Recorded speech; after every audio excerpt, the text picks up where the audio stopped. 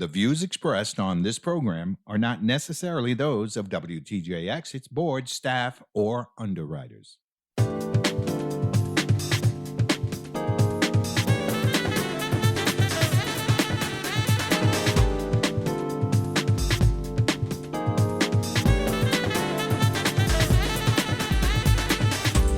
Good day. You are listening to Ability Radio. I am one of your hosts, Amelia Hedley Lamont of the Disability Rights Center of the Virgin Islands.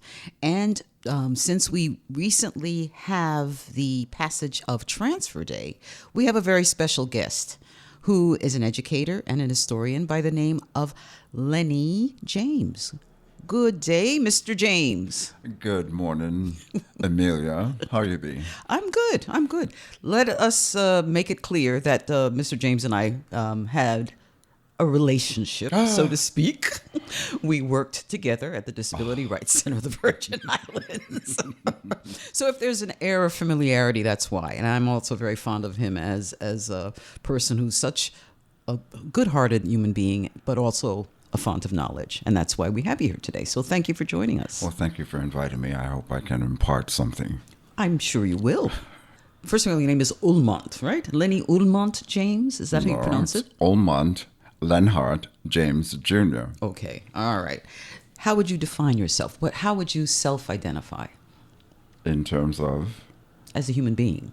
I try to be kind. I try to be good. And trick question. Okay. Typically, one would ask, okay, how do you self-identify? Where are you from? What are your... I am a Virgin Islander, born and raised Virgin Islander. Regardless where I have lived, I am a Virgin Islander. And I guess, if anything, it's a Frederick Stetter now, because that's the one place I don't ever want to leave. Okay. No, that's understandable. Now, you had a very interesting upbringing. Tell us about it. Well, I was born and raised in the island of St. Thomas. My father was from a Crucian family. My mother was African American. So that began sort of the dichotomy of my life. I was a half-breed. What does that mean, half-breed? Well, part West Indian, part African American. So to my African American cousins, you're a foreigner. Mm-hmm. To my Crucian Virgin Islands cousins, you're a half-breed because you're not 100% Virgin Islander. Your mother and father are not from the Virgin Islands. One was from the mainland, so I'm half. Okay, well, that's one way of looking at it. But I am a Virgin Islander, proud Virgin Islander. Well, tell me about your dad. What did your father do, and what was his name? I'm Ullmont L. James Jr., so he's Ullmont L. James Sr. He's the one that set up the Division of Personnel. So when I was growing up in the 50s in St. Thomas, I was in and out of government buildings on Government Hill because we lived in Kongens, I can't even say it in German, Danish, oh God. And so I was familiar with the government house, the lieutenant governor's building, all of those are places I used to run. The Division of Personnel was in a gray building across from Hotel 1829. It used to be the former German embassy.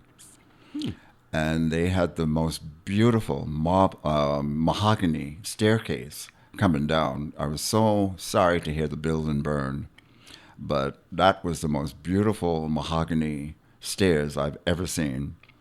And I used to play there every day. So my father was not one that embraced the political parties, and he was sort of non sequitur with the political, and he had gone as far as he could without declaring some allegiance to some party. But I can understand people being, concerned. Are you with us, or which party are you in? Or what do you identify? He tried to be neutral. He had very, very high ideals.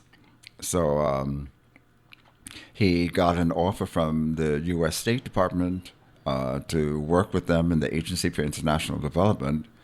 And at the age of 14, I left my beautiful home of St. Thomas to live overseas. And that was the beginning of an international experience that I enjoyed, I treasured, and sometimes I deeply resent it because you're being pulled and pushed, and I'm in between former colonies that were now independent nations. And then I'm going to school in Europe where the color of my skin stopped traffic. It took me a few months to realize that the color of my skin was stopping traffic. They had never seen a Negro. And the 2.5 years I was in Rome, I saw 3 Americans, Negroes, African Americans, on Via Veneto.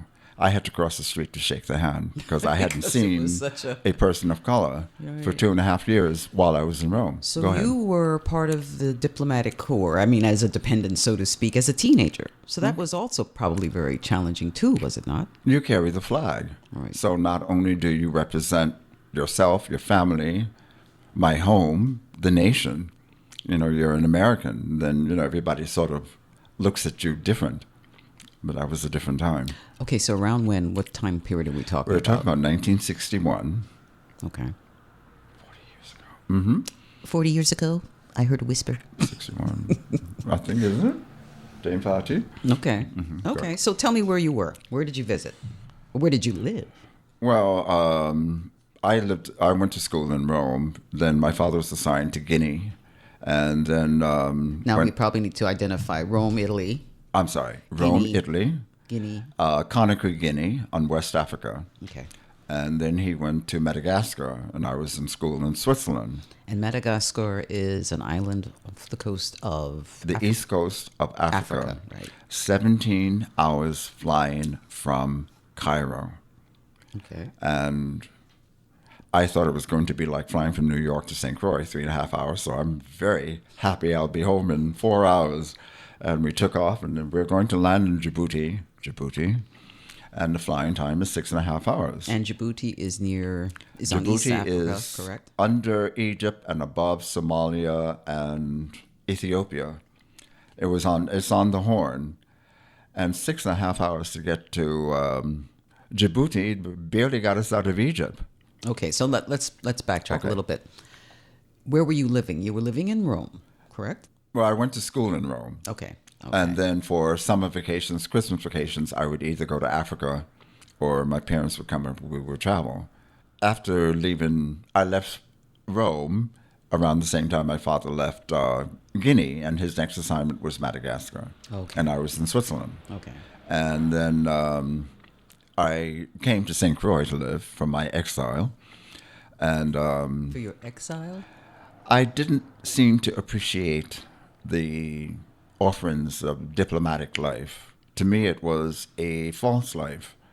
I'm not going to be living in mansions and being driven and chauffeured and have a diplomatic passport for the rest of my life. It's not hereditary. Mm-hmm. So you meet wonderful people, and then 2 years later you move someplace else. I'm from an island where everybody knows everybody. I've seen people, the generations are around.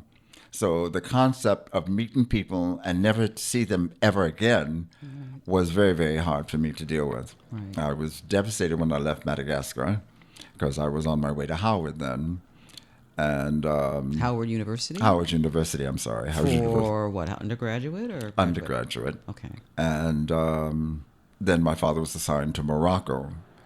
And I dropped out of Howard and came to St. Croix to live. I was teaching at the Islander Christian Junior High School and then Central High School. And then I started working at Hess. I worked there for about 7.5 years, got laid off, and went back to school. Went back to Howard University and got my bachelor's. And then after that, I applied to law school, got into law school, and came back to St. Croix after law school, and here I be. Tell us about your experience. You mentioned earlier about the colonial aspects of places where your father was assigned. Can you give us some examples of what that was like? The first assignment was Conakry, Guinea, and it was a former French colony. And when the French left, they took everything except the roads. The Ghanaian government turned to the United States for help, but they didn't want to help because France was an ally. And so they stepped backwards. We really can't step forward. I guess it's a continuation of the colonial experience in a way. I'm sorry. And the Guineans turned to Russia, and the Russians responded immediately, but they did so badly. They sent big trucks with snowplows, and they were building a radio station in Guinea, in Conakry, that would be able to broadcast to all the way to South Africa, all the way up to the Scandinavian countries. Unfortunately, Guinea is overflowing or has too much bauxite. So the soil is red. And they built this radio station on top of a monumental deposit of iron ore or something like that. And you couldn't even hear it in Guinea. You couldn't even hear it in Conakry, a few miles away from the radio station. So they looked bad. And then they turned to the Americans. And then we came in, and the Americans came in and came with things that were productive and helpful and helped to get Guinea going. But they were very, very good in spite of having just the roads left. There was a pride. There was an independence. There was a lot of things that were admirable about them. The power used to dim at night, but it wouldn't go out. And one time they had to shut it down for 3 days. And they told you, we'll turn it off at 12 and we'll turn it back on Sunday at such and such a time. And so they did. There was a lot of water. That was the rainy season when I was there. It started raining in May up to October. So my entire summer was spent in the rainy season. That's where I had to read a lot, and that's where I got into the books and so on. Writing and such, right? Right.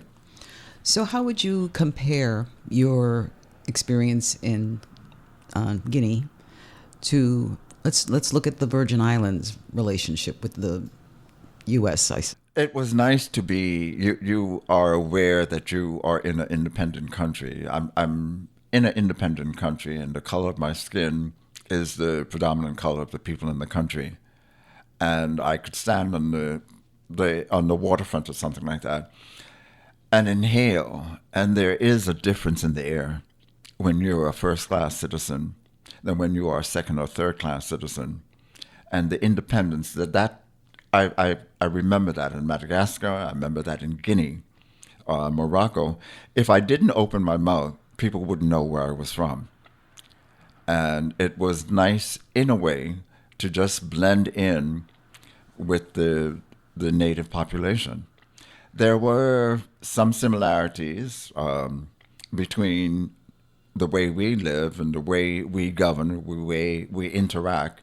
There were similarities between West Africa and the Virgin Islands that I enjoyed. And then I was reminded I'm from a place where I'm a second or third class citizen, and here I am, first class citizen, and I could see and feel and enjoy the difference. Wow. Tell me about some of those similarities that you observed. I hung around with the Liberian ambassador's children. I don't know about similarities, but the children were very, very proud of the African heritage, and they were very, very proud that they are not descended from slaves, and that was something they would throw out at me. And the father gave me a ride home, and we were driving. I said, "My God, this is a very nice car. What kind of car is this? A Benz." I said, "Benz? What's a Benz?" I was an island boy. I'm sorry, I didn't know anybody made cars other than the Americans, and we made the best cars in the world. No. And he had to let me know the Benz was the best car in the world. I'd never heard of it. And he embraced his West Indian heritage. His grandmother or great-grandmother was one of the people that returned from either Guadeloupe or someplace that went back to Africa. And he was very proud to be descended from her, but his children are claiming that they are not of any kind of enslaved descent. The nightclubs in Africa, the United States, the southern United States, in the West Indies, they're all the same. You have no idea where you are. Go down to Glen. I feel that it's the same as the southern United States, West Coast, West Africa, East Africa, there's a similarity in our places of recreation that are just the same regardless where you are. So if you didn't hear the accents, you would have a hard time trying to figure out I'm in St. Croix, I'm in West Africa, wherever. Okay, that's fair.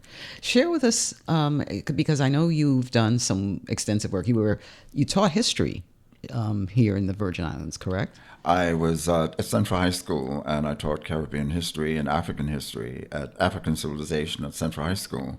I learned a lot with my class, or class of 75.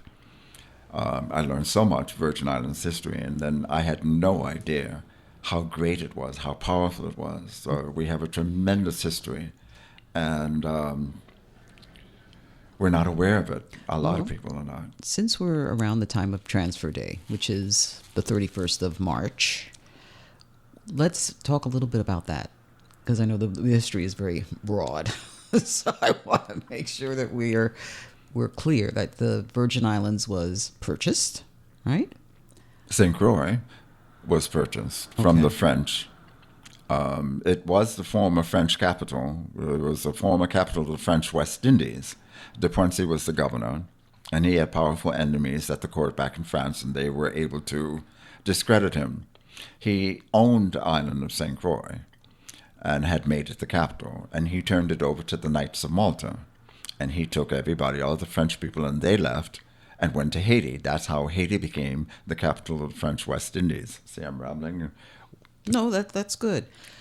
What I want to focus on or ask you about is the purchase of the U.S. Virgin Islands, or what's now the U.S. Virgin Islands, from Denmark.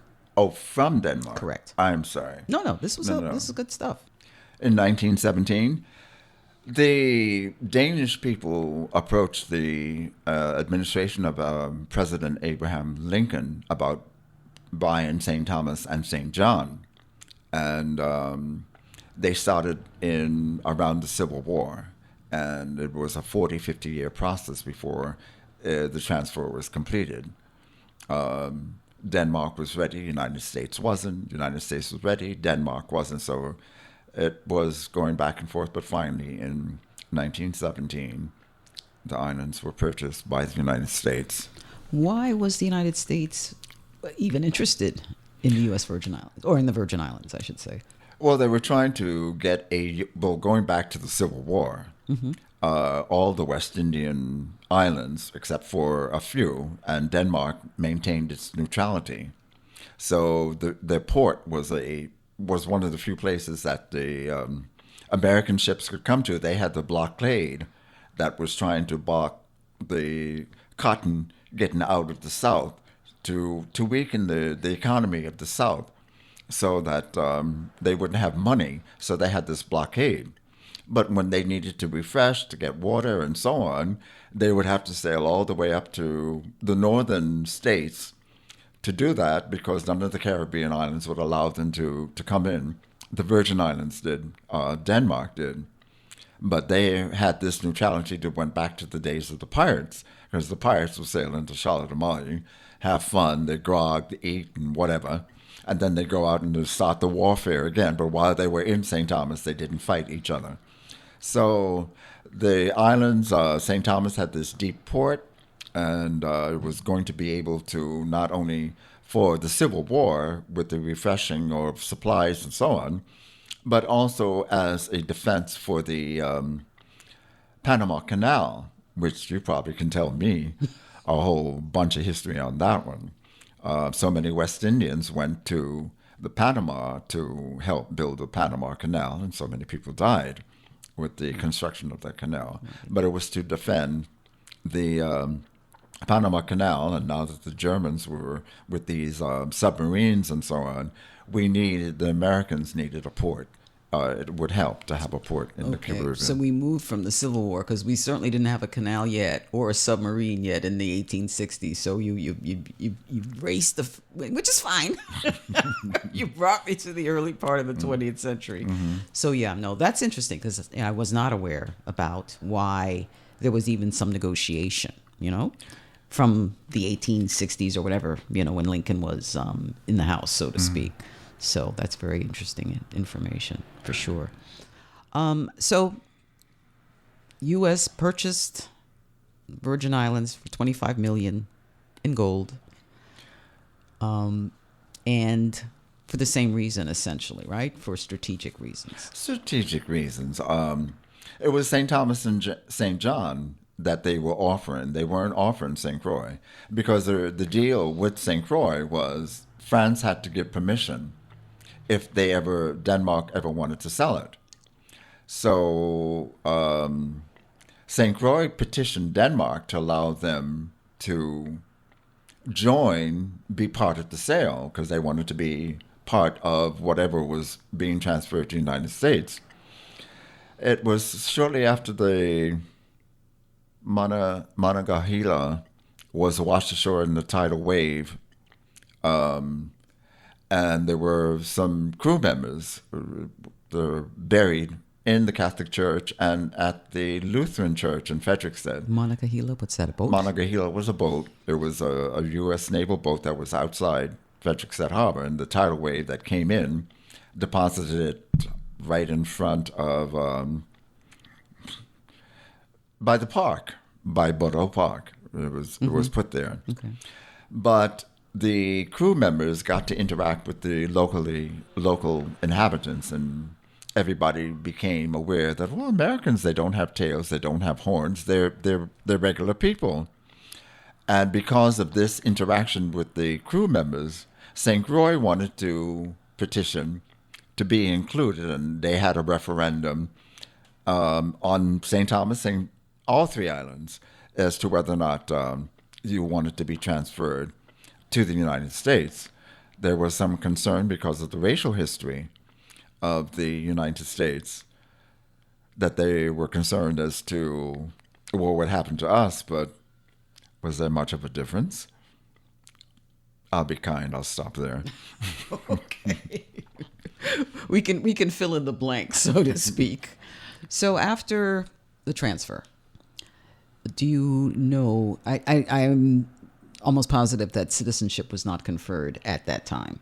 No, it was about 10 years before the people were given U.S. citizenship. So if you didn't have some kind of Danish passport or Danish documentation, they were without any kind of, they had no country, no nothing.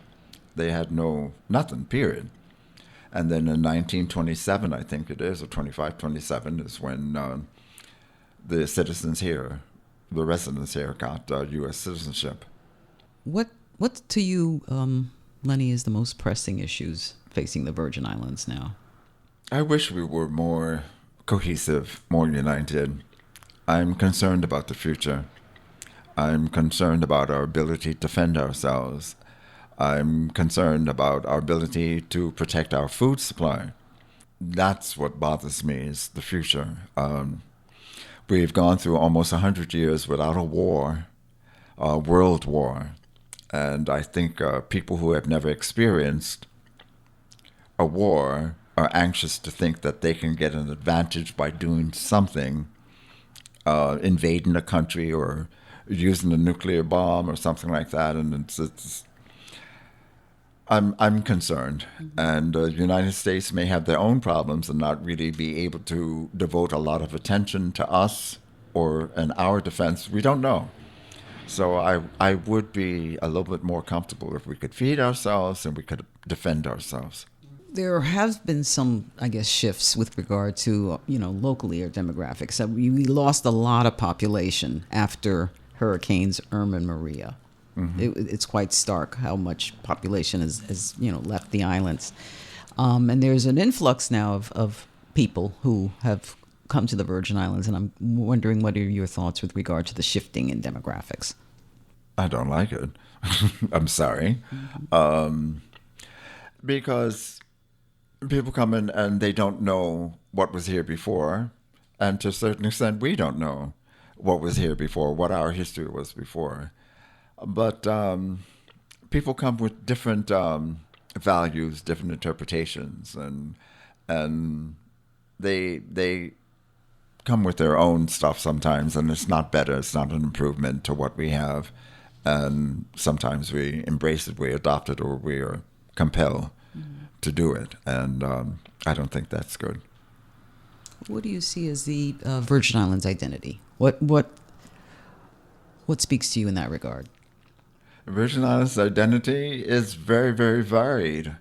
I'm very proud of the athletic ability of our athletes that go on to do spectacular. We have tremendous artists, whether it's paint or singing and so on. We're an extremely talented group of people, athletic and talented and gifted. So proud of my people. I'm just, they really have some fantastic, when we do well, we do well. And when we do not, we do not. Speaking of talented people, you're a writer as well, correct? I try. Tell us a little bit about your work. What inspires you in your work? I can't say that. There, I don't know. It depends on different things. What I see, what I feel, something happened. I recently wrote. I shared it with you. It was something on retirement. I joined a gym at the age of 75, and Charlo, and it has made such a tremendous change in my life. I wrote a piece about my body didn't know what was going on because all of these sounds were going on. The muscular system was talking to the skeletal system. Do you know what's going on? And they asked the brain, and the brain said, the owner's starting to exercise and they're having a fit at this age, and the stomach got in, the urinary tract got in. You know, everybody's discussing about all these changes, and the endorphins are flying around the body, making all of this noise and so on. And it was just, exercise is just such a, it's really a key to the fountain of youth. It doesn't open the door, but at least you have the key. So... I like that. That's a good way to bring this conversation to a close. Okay. On a hopeful sign. If somebody is interested in reading your work, tell us with the 30 seconds we have left how they can go about doing that. Well, I am published with the Writers Circle of St. Croix. We did an anthology back in 2020, and that's available. And I'm hoping that I can get 40 years of writing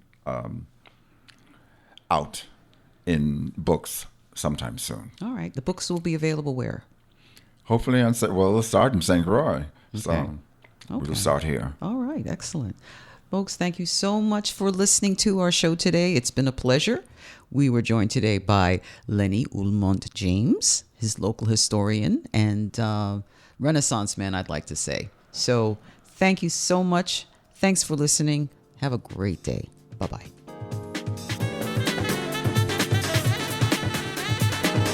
The views expressed on this program are not necessarily those of WTJX, its board, staff, or underwriters.